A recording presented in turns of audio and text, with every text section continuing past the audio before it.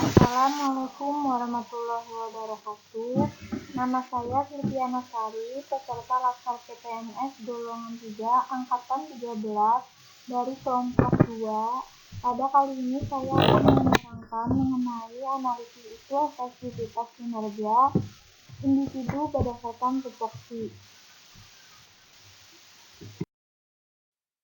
Identifikasi isu yang ada selama saya bekerja sebagai CPNS dalam penyusun bahan bantuan hukum pada bagian hukum di Sekretariat Daerah Kabupaten Tabalong ada sebagai berikut, yaitu belum optimalnya penataan abstrak peraturan hukum pada Sekretariat Daerah Kabupaten Tabalong. 2. Belum optimalnya penyelenggaraan bantuan hukum di daerah dalam rangka memperkuat proses sinkronisasi dan harmonisasi sistem layanan bantuan hukum daerah. Yang ketiga, belum adanya ruang untuk masyarakat dapat mendapatkan informasi atau menyalurkan aspirasi seputar bantuan hukum daerah. Yang keempat, belum optimalnya pojok konsultasi hukum dan bantuan hukum pada pemerintah daerah. Untuk menapis, menganalisis, dan menyusun alternatif pemecahan isu, saya menggunakan metode sebagai berikut. Yang pertama ada metode APKL atau aktual problematik, kelayakan, dan kelayakan. Yang kedua ada metode USG atau urgency, seriousness, dan growth.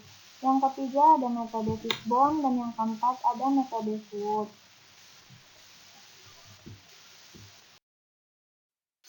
Yang pertama, analisis lapisan isu dengan menggunakan metode APKL.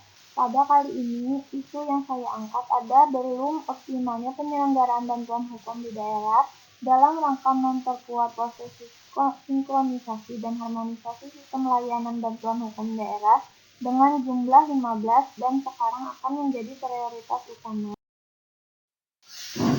Yang kedua, ada analisis lapisan dengan menggunakan metode USG. Yang ini sama, saya menggunakan yang nomor 2, yaitu belum optimalnya penyelenggaraan bantuan hukum di daerah dalam rangka memperkuat proses sinkronisasi dan harmonisasi sistem layanan bantuan hukum daerah dengan jumlah 12.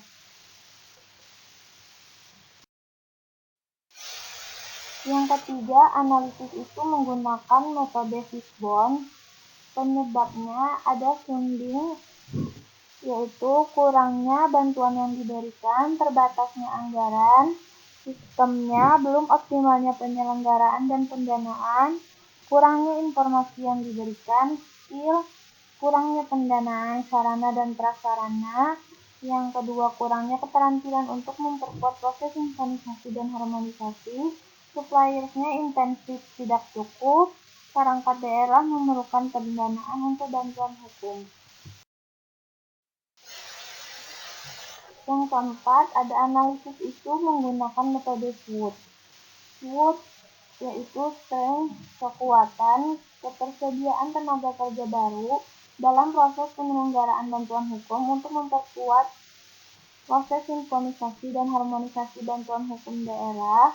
Kelemahannya, kurangnya fasilitas dana dan SDM yang memadai mengakibatkan adanya hambatan dalam pelaksanaan bantuan hukum di lingkungan sekretariat daerah.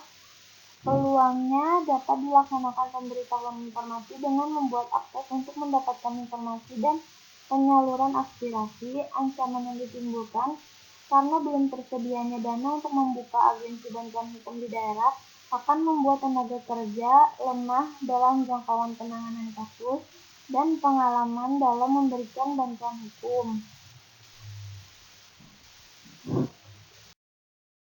Dan yang terakhir ada tabel alternatif penyelesaian.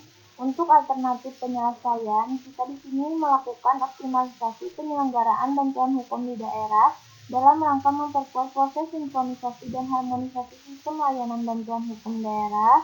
Tahap setiap alternatifnya melakukan koordinasi secara langsung dengan kepala bagian hukum dan rekan kerja untuk penyelenggaraan bantuan hukum yang lebih baik. Hasil yang diharapkan, masyarakat dan SKPD akan mendapatkan hasil yang memuaskan karena dapat menuangkan aspirasinya melalui layanan aplikasi maupun melalui pos yang berada langsung di depan ruangan bagian hukum. Pihak yang terkait yaitu ada sekretariat daerah, Bagian Hukum pada Sekretariat Daerah, Dinas Komunikasi dan Informatika. Sekian penjelasan dari saya.